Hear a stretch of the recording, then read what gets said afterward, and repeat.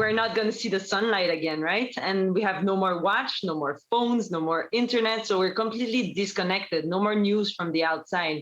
So we really focused on our group and what was going on in this environment. While thousands of Canadians were trapped inside their homes due to the ongoing COVID-19 pandemic back in March, one Quebec woman decided to do the same, but in a cave in France for 40 days without access to the outside world. Now, Marina Lançon is telling the story of her time underground. We've all been living COVID-19, and most people are trapped in their apartments, in their homes, and that's like super hard, you know, like in the cave, we had more space, you know, we could walk around and we didn't have restrictions. Lançon was one of 7 women and 8 men of different ages and backgrounds who volunteered for the Deep Time Research Project, led by the Human Adaptation Institute in France. The mission, to scale how humans adapt to extreme environments without the ability to measure time or connect to the rest of the world. We are under total darkness because we are in a cave and we have to create all our lights. And of course, we don't have time information.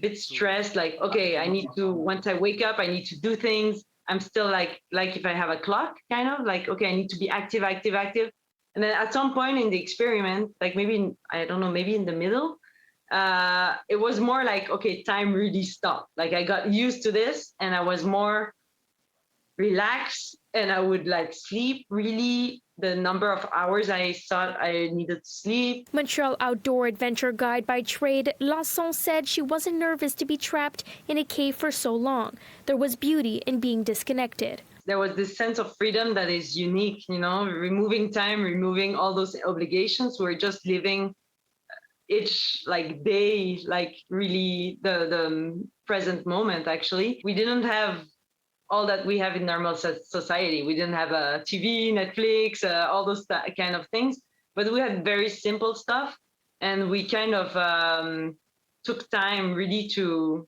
enjoy them. We live in 10 degrees Celsius and 100% of humidity, which is really hard to live, in fact. Participants had to live in cold, wet, and extremely humid conditions without natural light.